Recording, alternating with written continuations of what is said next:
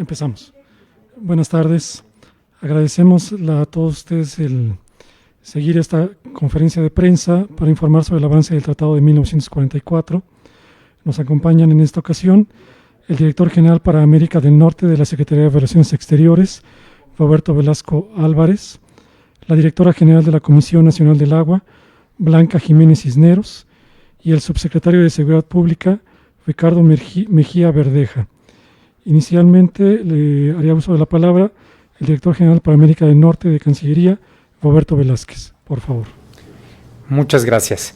Yo quiero comenzar por platicar un poco sobre qué es el Tratado de Repartición de Aguas entre México y Estados Unidos de 1944, que es un tratado que lleva vigente 76 años, y no sé si me pueden ayudar poniendo la primera lámina que habla sobre la importancia del tratado. Estados Unidos nos entrega en el río Colorado 1.850 millones de metros cúbicos por año, y nosotros tenemos que entregar 431 millones de metros cúbicos por año por el río Bravo.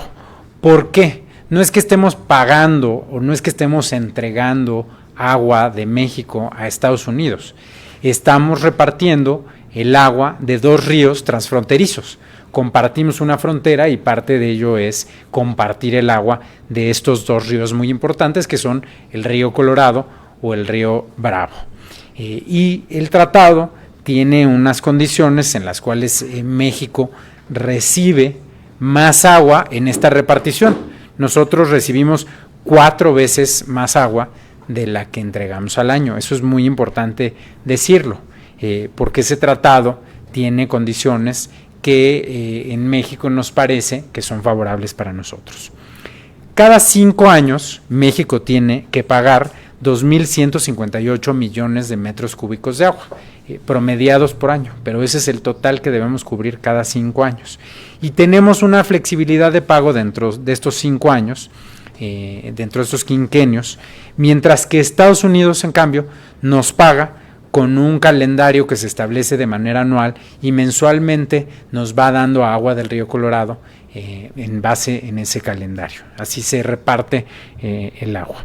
Ahora, si vamos a la siguiente diapositiva, por favor, nada más hago una pequeña pausa para decirles que esta medición se hace entre los dos países. Todas las semanas los dos países nos ponemos de acuerdo de cuánta agua está recibiendo cada quien, y la medimos entre los dos a través de una serie de estaciones telemétricas que están distribuidas en los ríos Bravo, Tijuana y Colorado.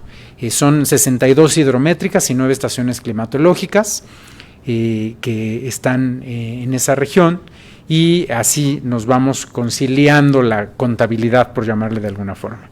Y la Comisión Internacional de Límites y Aguas, que todo el mundo conoce como la SILA, hace pública de manera oportuna la información sobre las asignaciones, el almacenamiento y las extracciones de agua en las presas del río Bravo, que son la Amistad y Falcón, que son 2 presas internacionales que operamos entre los dos países, y cada país le da un uso distinto al agua. Nosotros además publicamos información hidrométrica de los afluentes mexicanos y estadounidenses, las entradas y extracciones y escurrimientos que mencionaba. Ahora, si le damos a la siguiente diapositiva, por favor. Llegamos al ciclo 35, que es el ciclo actual.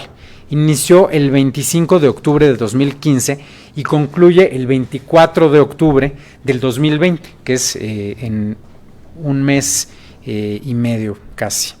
El ciclo 34 cerró con un déficit de 324.7 millones de metros cúbicos. El ciclo actual, entonces, ya no cuenta con flexibilidad de pago, como lo establece el tratado y el Acta 234 que se aprobó entre la SILA, sección estadounidense, y sección mexicana. Tenemos que cerrar este ciclo en ceros, porque así lo acordamos los dos países. Ya nos retrasamos una vez en la parte que nos corresponde y ahora no podemos volver a incurrir en un retraso al cierre del ciclo.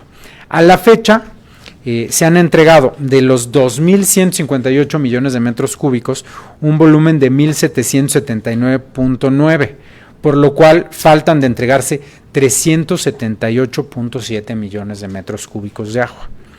Siguiente diapositiva, por favor. Hemos realizado un gran esfuerzo y muchas acciones para mejorar y superar el manejo del ciclo 34, porque hay que decir con mucha claridad que la forma en que acabamos en la situación en la que estamos hoy fue que durante el ciclo 34 hubo un manejo en el cual no se cubrió lo que se tenía que cubrir de la repartición que México tenía que hacer a Estados Unidos en el río Bravo. Entonces, ese manejo nos llevó a cerrar con un adeudo que se cubrió en el primer año de este ciclo, es decir, en el 2015.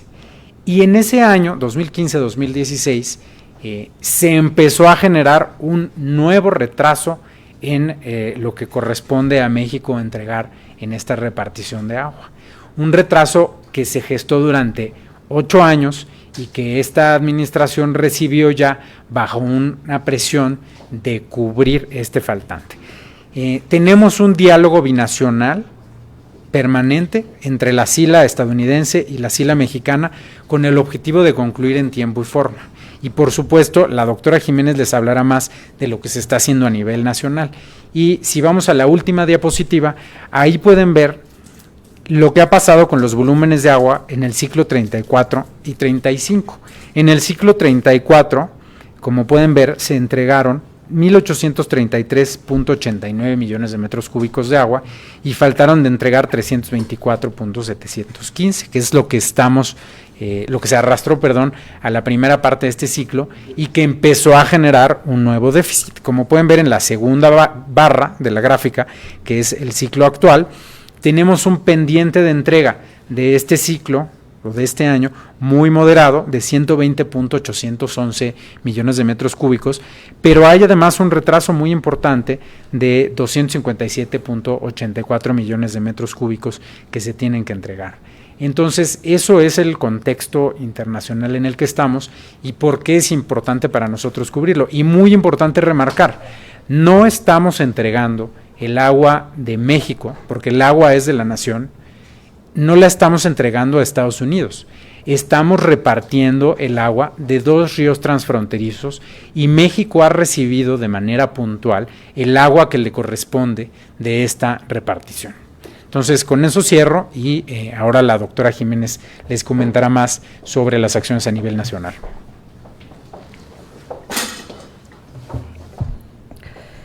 Agradezco la presencia de los medios de comunicación a esta videoconferencia y antes que nada deseo externar desde el punto de vista de la CONAGUA y también desde el punto de vista personal que lamentamos los terribles hechos ocurridos el día de ayer en el que hubo pérdidas de vidas humanas. Es una situación que nos preocupa, es una situación que no debería haber pasado.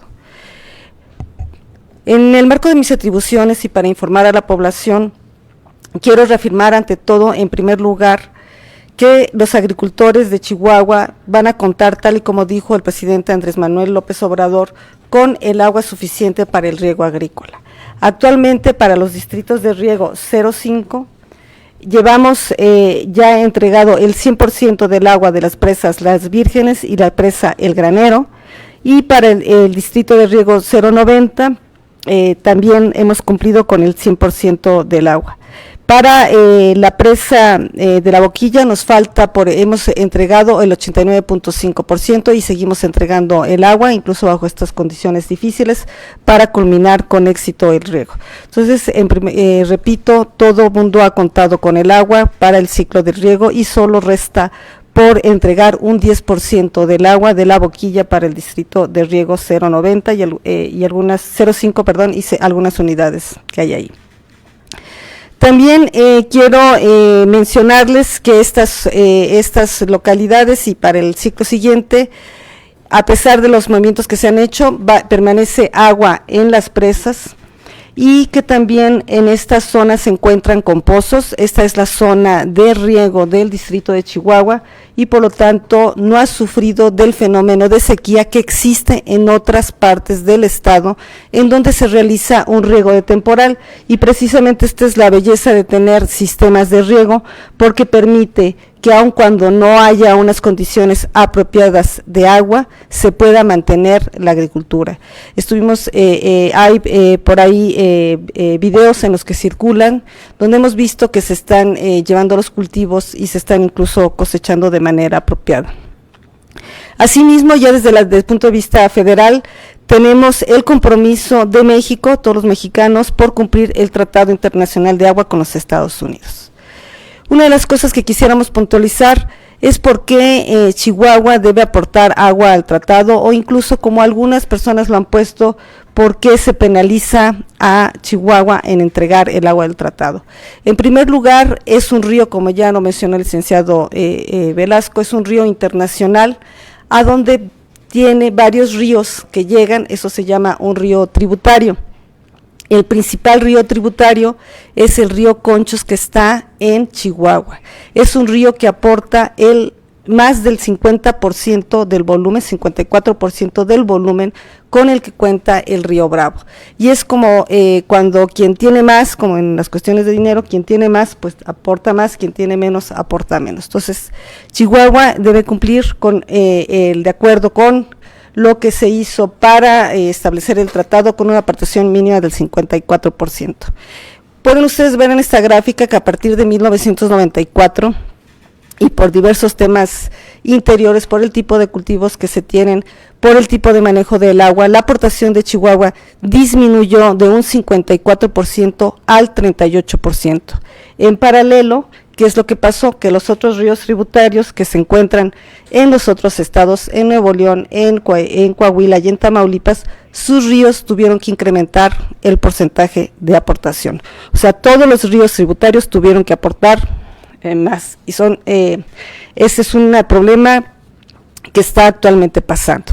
No es que, y ahorita el déficit que mencionó el licenciado Velasco se debe en parte a que el estado de Chihuahua no ha aportado el 54% del total que se tiene que aportar, está por debajo. También otra situación, y me dijeron que lo explicara muy detalladamente, espero hacerlo así. El estado de Chihuahua tuvo un año en 2017 muy lluvioso.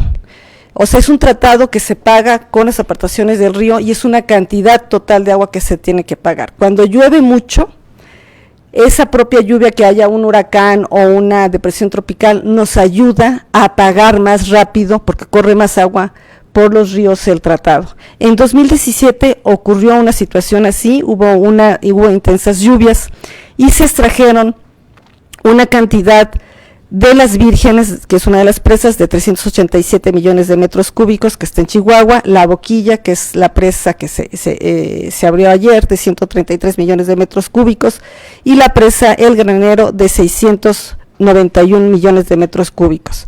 La gente entiende que de estas tres presas se sacó un total de 1.200 millones de metros cúbicos, y esto es una situación que sucedió, si sumamos todo lo que se sacó de cada presa, esa es la cantidad que da.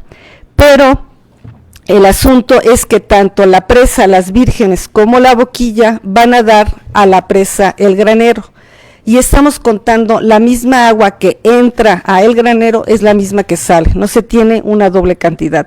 Por lo tanto, en total de Chihuahua se extrajeron 691 millones de metros cúbicos, no 1.200 millones de metros cúbicos.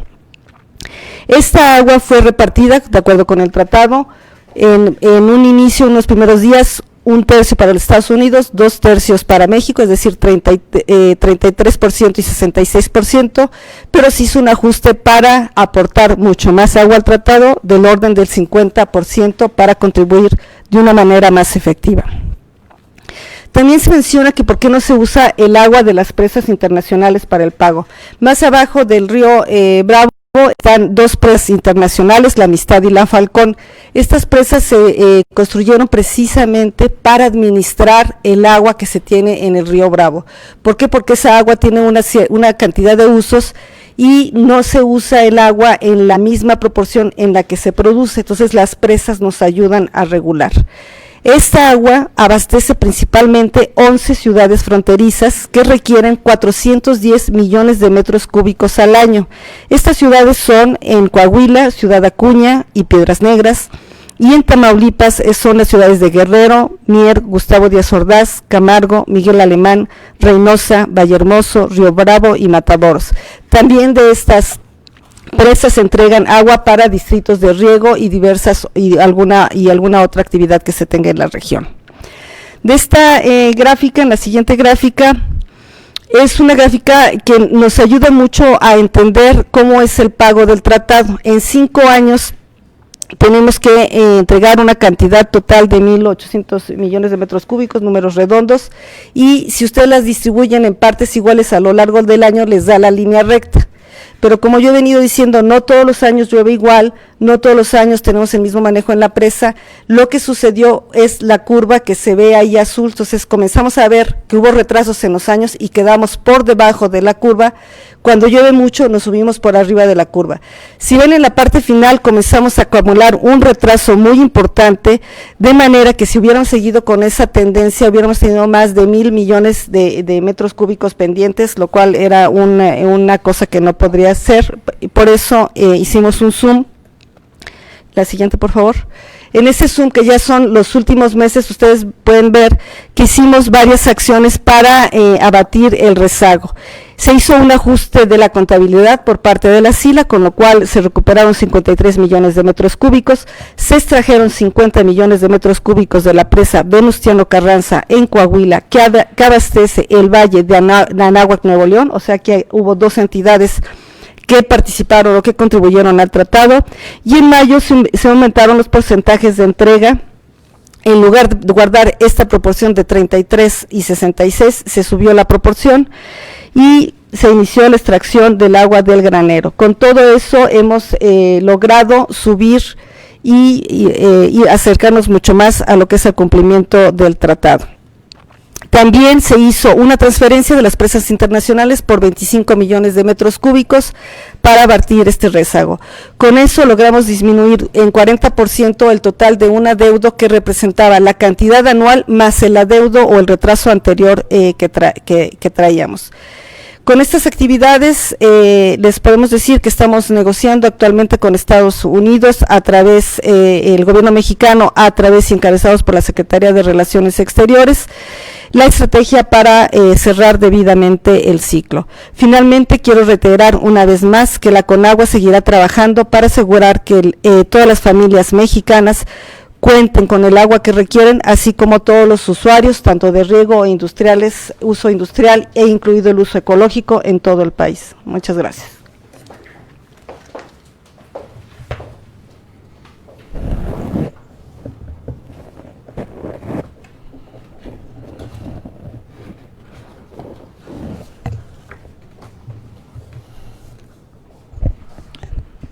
Muy buenas tardes a todas y a todos.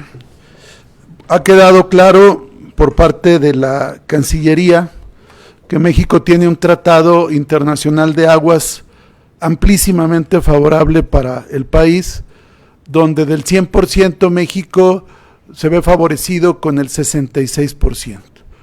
Y es muy importante lo que decía Roberto Velasco, no es que le demos agua a Estados Unidos, es un río que compartimos y tiene que haber un acuerdo para ver cómo se va a distribuir el agua, y este acuerdo es amplísimamente favorable para el país. Sería gravísimo que por incumplimiento del país, como lo ha dicho el presidente López Obrador, pues México tuviera que volver a negociar un tratado que no es tan favorable. El otro punto que ha dicho la directora general de Conagua, la doctora Blanca Jiménez, es que ningún agricultor de Chihuahua ha dejado de tener agua para sus cultivos, ni dejará de contar con ella. Eso es muy importante tomarlo en cuenta, y que se ha cuidado la capacidad hidráulica de las presas para que éstas sigan teniendo vigencia, tengan vida y puedan seguir contribuyendo al abastecimiento del agua, sobre todo cuando hay necesidades ingentes como los cultivos. En tal sentido, desde la Secretaría de Seguridad, como parte del Gabinete de Seguridad y tomando en cuenta que las presas son instalaciones estratégicas de seguridad nacional conforme a la ley de la materia y que la Ley General de Aguas Nacionales define al agua como una prioridad de la Federación y como un asunto de seguridad nacional, y diversas disposiciones así lo señalan. La propia ley de la Guardia Nacional es una de sus facultades, brindar la seguridad correspondiente para garantizar el abasto y el mantenimiento de la política de aguas del país. En tal sentido, se ha trabajado desde el gabinete. Sin embargo, advertimos, como se ha comentado por parte del presidente, una sobrepolitización del tema detrás de estas protestas que tiene una explicación muy clara. Hay, como lo dijo el presidente hoy por la mañana, una especie de huachicol del agua. Es decir, se ha aprovechado este recurso hidráulico, esta agua, para usufructuarla, para tenerla, no como si fuera propiedad de la nación, como agua para el uso agrícola, sino como la propiedad de un conjunto de políticos y de un conjunto de gente que ha medrado ilegalmente con el uso patrimonialista del agua. Y hoy, cuando México tiene que cumplir con una obligación de carácter internacional, pues desafortunadamente se han dedicado a agitar, a exacerbar los ánimos, a azuzar, a causar violencia y a tomar el control temporal de instalaciones estratégicas para la nación. Es decir, este huachicoleo del agua siempre habrán de buscar motivos para la agitación y justificación de la violencia. Aquí es importante recalcar que durante meses y meses y meses, la Conagua, nos consta porque la doctora Blanca siempre lo informó, mostró disposición, explicó, buscó alternativas, pero siempre hubo una única razón: no se va a permitir que se abran las presas. Y esto lo manifestaron diferentes actores políticos que ahora han generado este problema que todos tenemos conocimientos, porque el tema de fondo, y esto lo subrayo, el tema de fondo es evitar el control de los recursos hidráulicos y la política de agua de la Federación. Ese es el tema de fondo. No es que le falte agua a los agricultores, lo han engañado con ese discurso, pero en realidad lo que no quieren es que la Federación, como lo define la Constitución Política de la República, define la política de aguas. Y ahora me voy a referir en concreto a los últimos eventos y en particular al del día de ayer. En esta primer gráfica se puede ver algunos de los actores que estuvieron involucrados en los hechos de ayer, en la agitación, en la movilización y en el llamado a la violencia. Hay un ramillete, un conjunto de actores. Identificamos al alcalde de San Francisco de Conchos del PRI, José Ramírez Carrasco, al líder de la AURECH, Salvador Alcántar, al alcalde de Rosales, José Francisco Ramírez Licón, de Morena, a dos exgobernadores, José Reyes Baeza y a Fernando Baeza Terrazas, al diputado federal Mario Mata y también al alcalde Adolfo Trillo de la Cruz. A Gustavo Madero del PAN no estuvo materialmente ayer, pero ha sido uno de los convocantes más asiduos también a la agitación. Si pasamos a la siguiente lámina, podremos apreciar también que ayer, junto con estas movilizaciones, se dio un evento en Villa Ahumada, donde explícitamente se hizo una movilización en contra de la Guardia Nacional, donde decían: fuera, no los queremos aquí, rechazo total a la Guardia, no vamos a permitir que se instalen. O sea, vemos que se ha alentado un clima de animadversión, de hostilidad y de repudio intencionado hacia las fuerzas del orden y la seguridad de la Federación que están instaladas en Chihuahua. Esto es importante que se pueda registrar. Ahora bien, el evento del día de ayer, pasamos a la siguiente.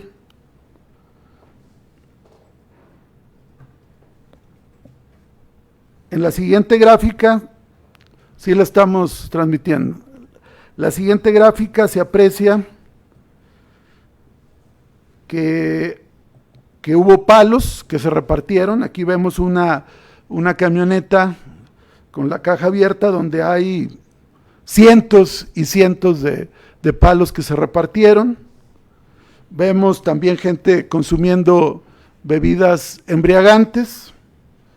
Vemos bombas Molotov que se utilizaron. Vamos a hacer luego un acercamiento. Esto es una primera gráfica y vemos la movilización que, como podemos apreciar, no se ve pacífica, se ve gente con palos, y incluso en una gráfica se ve al exgobernador Fernando Baeza en medio de la gente con palos agitando. Vemos otras gráficas también del día de los hechos, porque han manejado que niñas y niños y no, aquí vemos claramente el contexto de la movilización, y si hacemos un acercamiento a los mismos, veremos aquí nuevamente esta camioneta donde se distribuyeron los palos que vemos luego en otras fotografías, en otras gráficas. Ahí se aprecia claramente. Luego en otra gráfica vemos lo que se repartió también, alcohol, en otra gráfica. Y vemos también los palos acompañando esta situación. Pasamos a otra gráfica ya que podemos ver con mayor detenimiento, donde es claro que pues, estaban armados de palos. Y por último, apreciamos en esta misma gráfica bombas Molotov que se utilizaron precisamente para utilizar ahí en medio de los acontecimientos. Como lo dijo el presidente, de parte de la Guardia Nacional hubo prudencia. Cuando vieron que esto podía llegar a otros extremos, prefirieron replegarse para no dar motivo a otro tipo de situaciones. Pero podemos apreciar entonces palos, bombas Molotov y bebidas embriagantes en un cóctel que estuvieron generando estos grupos de agitación. Esto no es el único evento. Cuando se abrió la presa El Granero en Ojinaga, en el mes de junio, también hubo eventos de vandalismo, incendiaron vehículos, tomaron la presidencia municipal de Ojinaga, hubo bloqueos a vías férreas y hubo también pues actos de agitación y de violencia, e incluso ese día retuvieron a funcionarios federales que fueron a mediar, porque eso se ha dicho, es que no hay diálogo. Ha habido diálogo, pero cuando van a dialogar, si no acceden a cerrar unilateralmente las presas, entonces los retienen, son motivo de violencia. Ese día incluso tuvo que haber una operación para que el delegado de programas no fuera agredido por estos grupos de violencia. La siguiente es la de la presa de las Vírgenes. Esto fue el 19 de julio, y ahí vemos nuevamente eventos de agitación. Hay por ahí un video que quisiéramos escuchar, donde además de todo, hay que decirlo, hay actos de coacción a quienes se nieguen a acudir a estas movilizaciones, a quienes se nieguen a secundar a los líderes en ciertas convocatorias a cometer actos violentos. Ahí en una gráfica vemos a uno de ellos, el dirigente de un distrito de riego de Delicias, donde claramente dice que pues el que no vaya, se le hará corte del agua. O sea, esa es la gran paradoja. O sea, dicen, Conagua ni el país pueden tomar decisiones sobre un recurso hidráulico para cumplir un tratado, pero ellos sí pueden coaccionar a la gente para que no lo haga. Vamos a escuchar el video, el audio. Esa va a ser la estrategia, quitarle el agua a todos los módulos, a todos los usuarios para que se presenten obligadamente. Cuando seamos mayoría, pues vamos sobre ellos. No hay que soltar el punto, señores. Quitarle el agua a todos los módulos, a todos.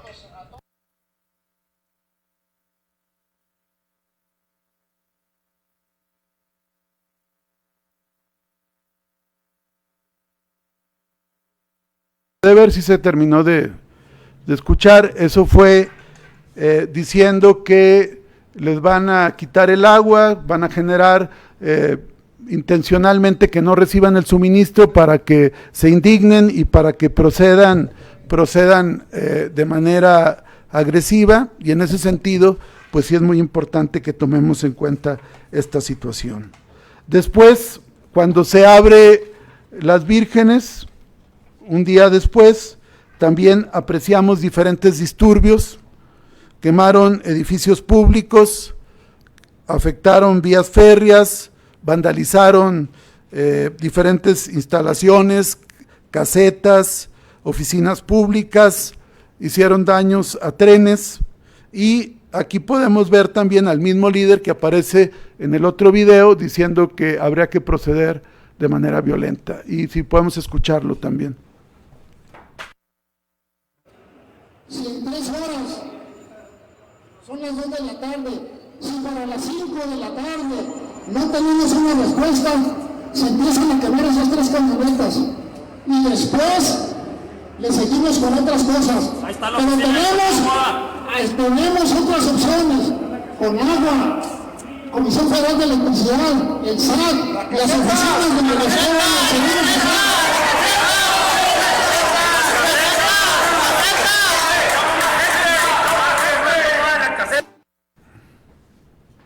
Como podemos apreciar, pues esto no dista de ser una movilización pacífica. Subrayaría nuevamente que tenemos un compromiso de carácter internacional que es muy favorable para México, que no es entregar agua a otro país, sino es distribuirnos como países soberanos un recurso hidráulico que compartimos, con una situación muy favorable para México, que no se ha dejado de dotar de agua a ningún agricultor, que hay el compromiso del presidente de la República, y que por el lado de las fuerzas de seguridad, del gabinete del que están el secretario Alfonso Durazo, el general secretario Crescencio Sandoval, el almirante secretario Rafael Ojeda, y de todos los que integramos el gabinete de seguridad, pues lo que ha habido es hacer cumplir la ley con apego a protocolos y a derechos humanos, y no cayendo en la provocación ni cayendo en otro tipo de actitudes. Sería cuanto, y muchas gracias. Muchas gracias. Abrimos un espacio de preguntas y respuestas. A la directora general de Conagua le preguntan ¿por qué Conagua se ha cebado el diálogo con los actores de Chihuahua?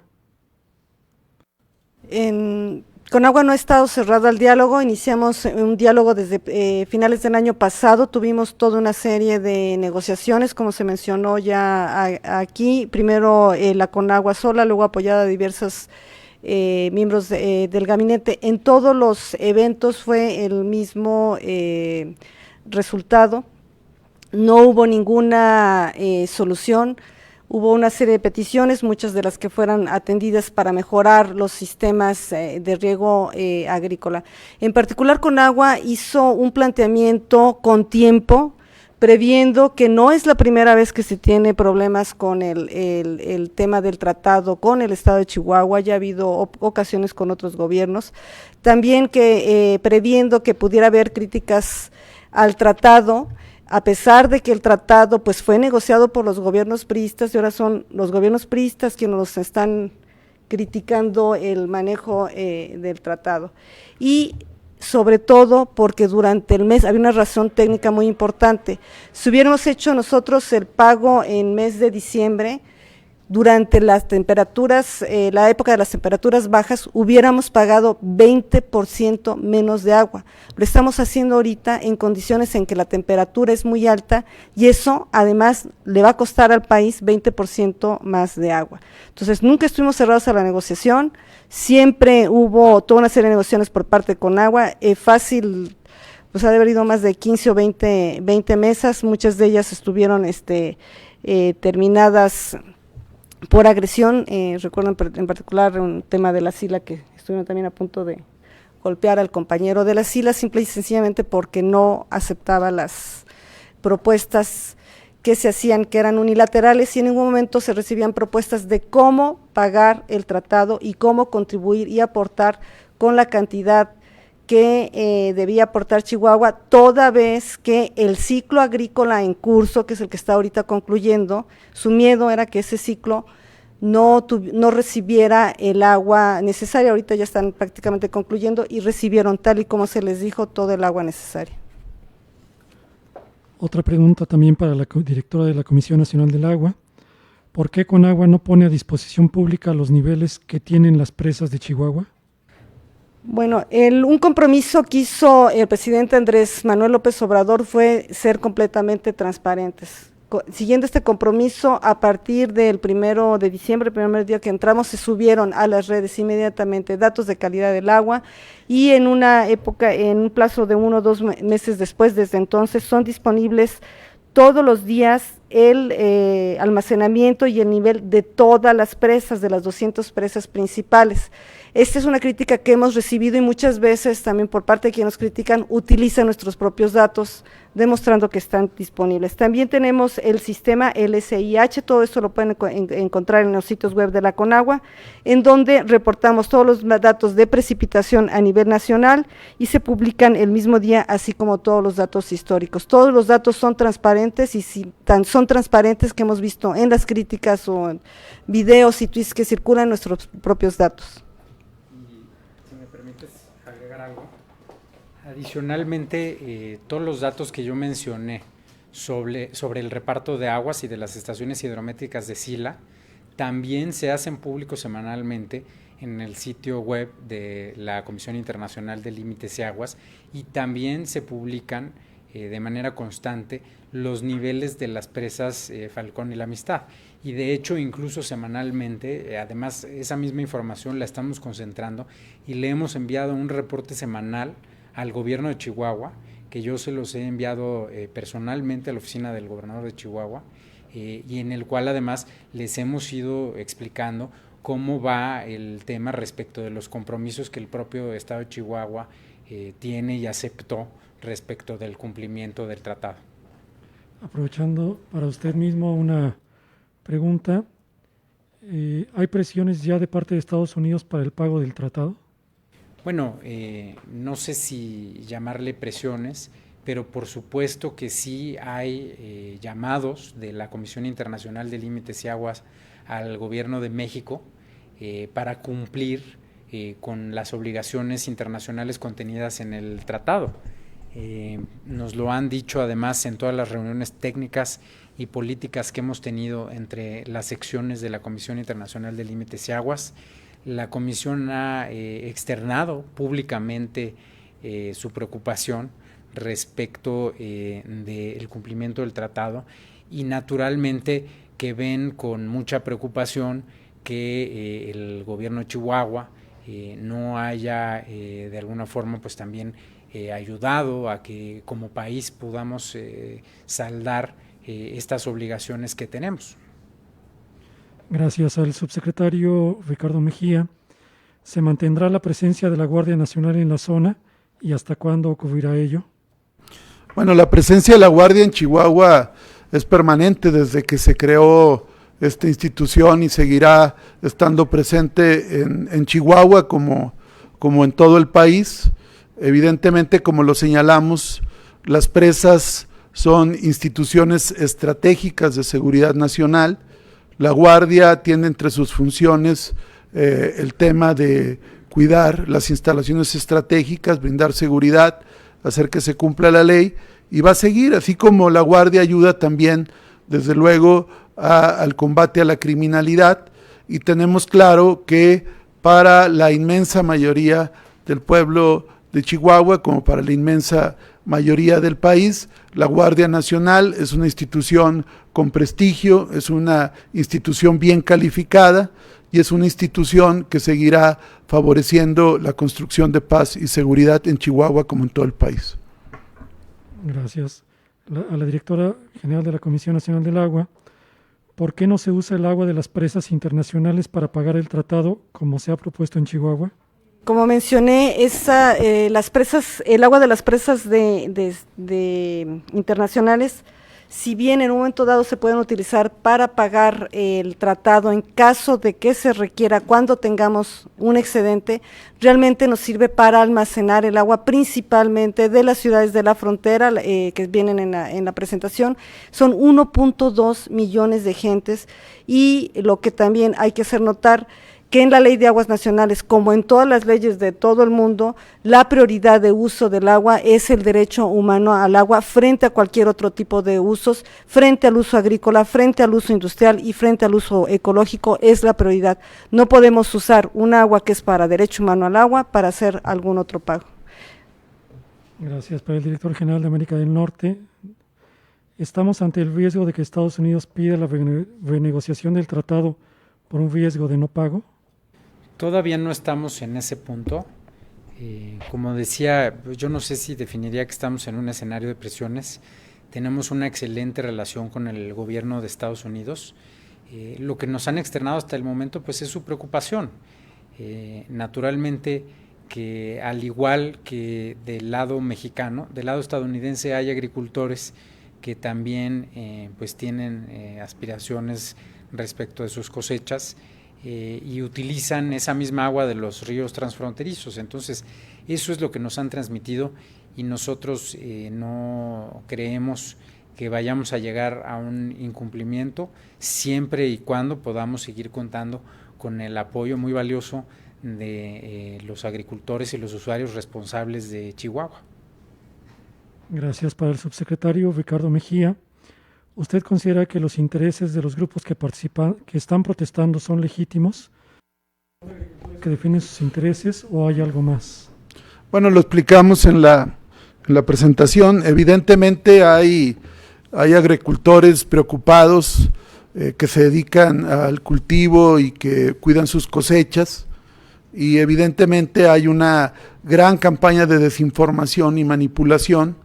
Pero por eso es muy importante lo que reiteradamente ha dicho el presidente López Obrador, de que no va a haber ningún problema en el suministro de agua, que si hubiera necesidad, que esperamos que no sea el caso porque se está actuando con mucha responsabilidad, pues él podría acudir incluso al Ejecutivo norteamericano.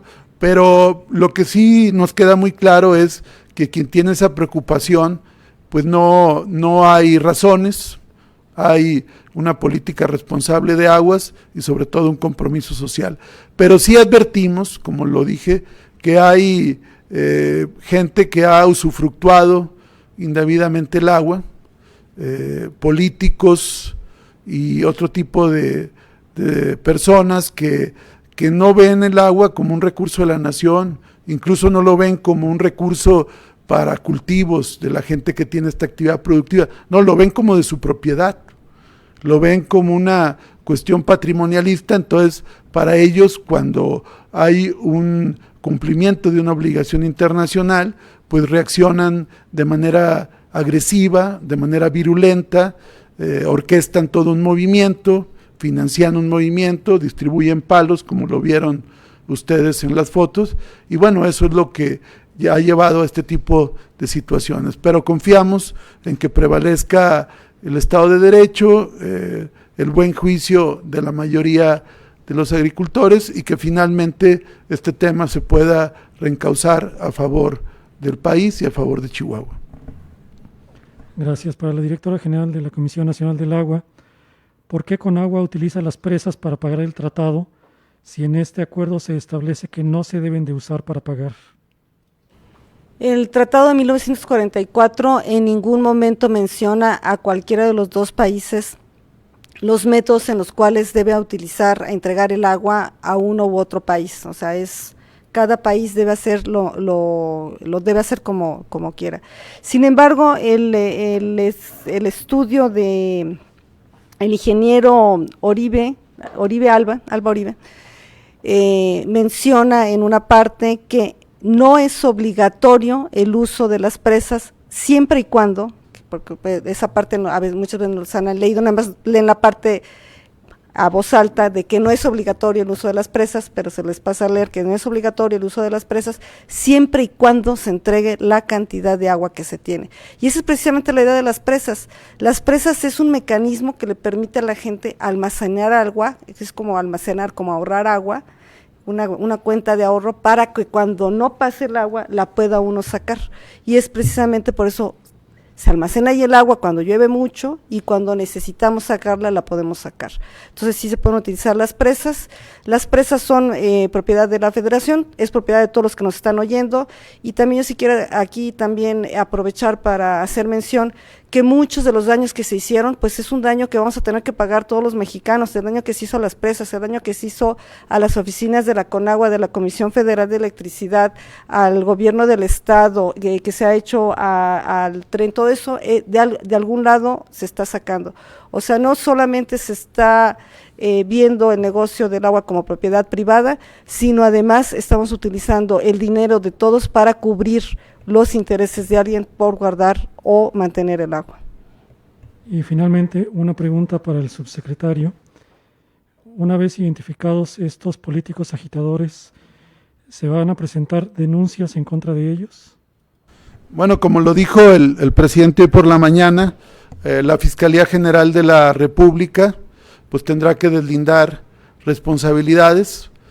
No omito comentar que ya hay varios eventos, estos de Ojinaga que comentamos hace un rato, los diferentes eventos que hubo a partir de los hechos de la apertura de la presa Las Vírgenes, y aún incluso en el caso de La Boquilla, esta es la segunda vez que acontecen eventos y evidentemente se tiene que actuar conforme a derecho, porque sí hay diferentes conductas que pueden ser constitutivas de delito y eso lo tendrá que dirimir los órganos competentes, en este caso el Ministerio Público y después los jueces. ¿Sería cuánto?